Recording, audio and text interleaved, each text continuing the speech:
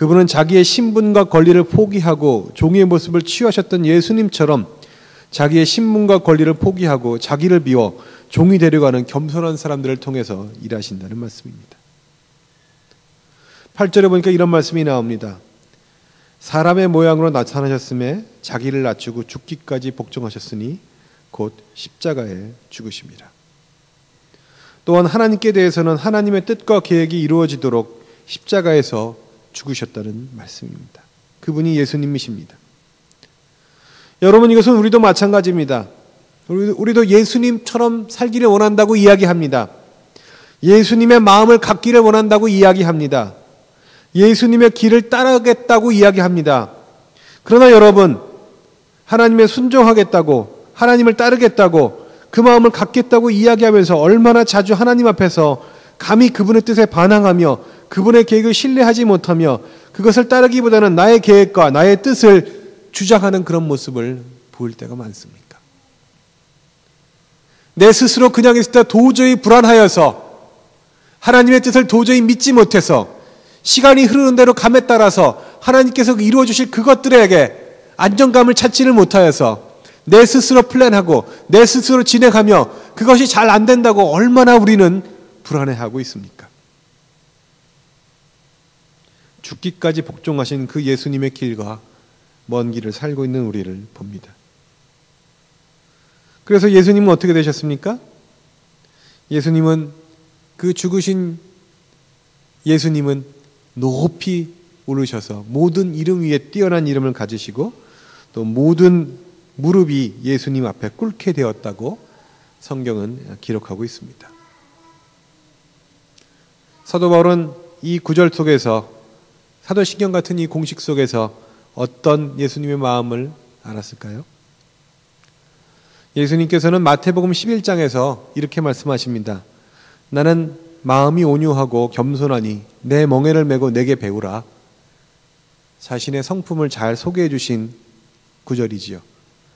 겸손과 온유는 예수님의 대표적인 성품이요, 우리가 배워나가야 될 덕목이라고 볼 수 있습니다. 그런데 이상하게도요, 이 겸손이라는 단어가 성령의 9가지 열매를 이야기할 때에는 나오지 않습니다.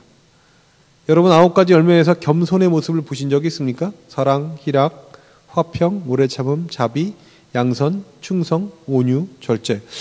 비슷비슷하긴 한데 이 겸손이라는 단어는 안 나오고 있습니다. 왜 그런지 아십니까?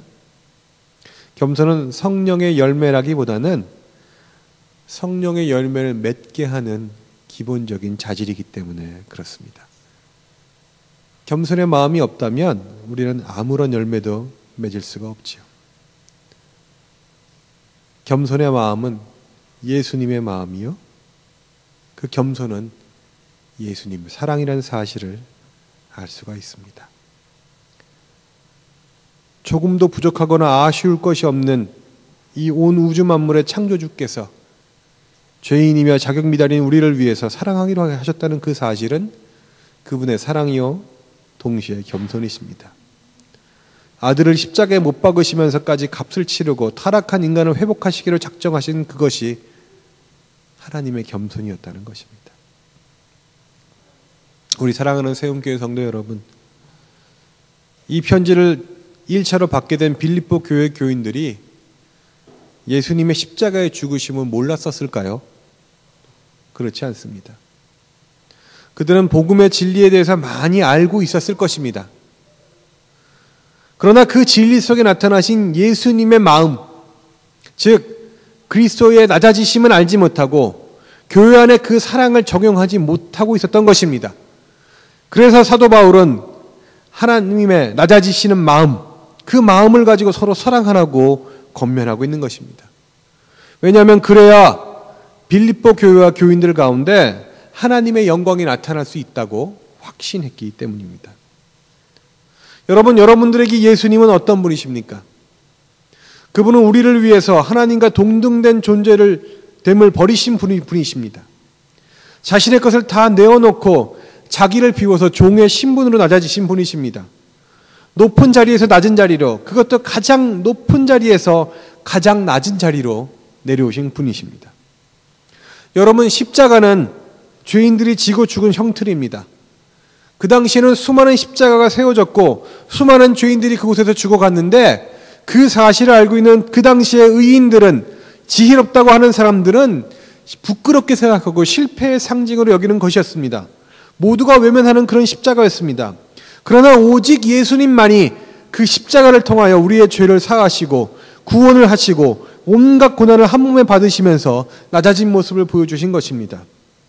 우리의 구원을 위해서 유일한 길을 십자가를 통해서 보여주신 것입니다. 예수님의 낮아지심은 나를 향한 하나님의 축복을 믿을 때에 나의 것이 될 수가 있습니다.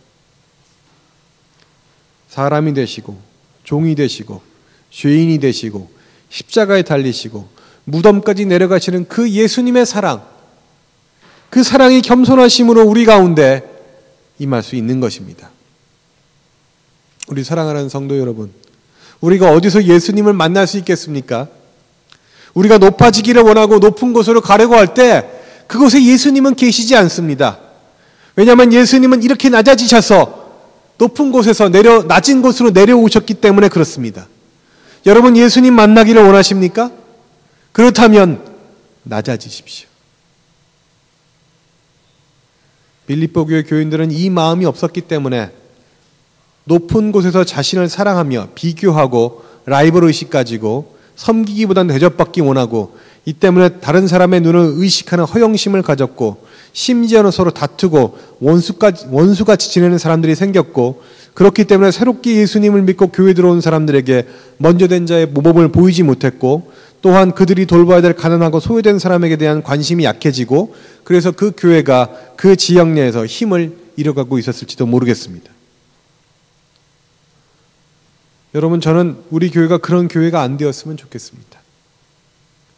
예수님의 마음을 품은 교회가 되었으면 좋겠습니다. 그 은혜를 알고 그 겸손을 아는 그런 교회가 되었으면 좋겠습니다. 우리를 사랑하시는 그 마음이 우리 안에 가득 차기를 원합니다. 여러분, 그게 아마도 세움일 것입니다.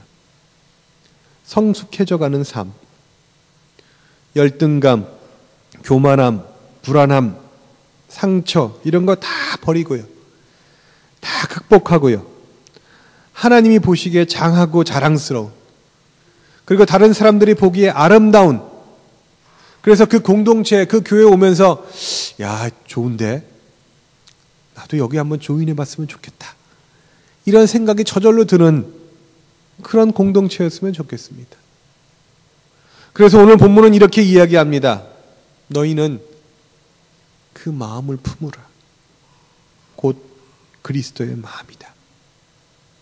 여러분이 품는다는 단어가 무엇인지 아십니까? 마치 암탉이 알을 품듯이 소중하게 가슴 속에 끈질기게 끝없이 가지고 있는 것입니다. 여러분, 암탉이 알을 품으면 어떤 일이 생기는지 아십니까? 병아리가 태어납니다. 부화합니다. 여러분, 그리스도의 마음이 우리 가운데로 들어온다면요, 우리가 그 마음을 소홀히 여기는 것이 아니라 그 마음을 우리 가슴 속에 품는다면요, 우리 속에서 생명이 부화하는 모습을 여러분들은 보실 수 있게 될 것입니다. 내 행동으로, 내 말로 겸손히 튀어나와 그것이 많은 사람들에게 감동을 주고 사랑을 전달하는 모습을 여러분은 보실 수 있게 되실 것입니다. 예수님을 따르는 길은 세상 좋은 것으로 내 마음을 채우고 가지는 것이 아닙니다. 우리의 것을 버리고 비워서 예수님의 사랑의 마음을 우리 속에 채우는 것입니다. 그리고 그 사랑을 계속 마음에 품고 산다면 감사와 기쁨이 넘치는 삶이 될 것입니다. 우리 사랑하는 세움교회 성도 여러분, 여러분의 마음속에 예수님의 마음을 품을 수 있는 여러분이 되기를 간절히 바랍니다. 기도하겠습니다. 사랑해 주님 감사합니다.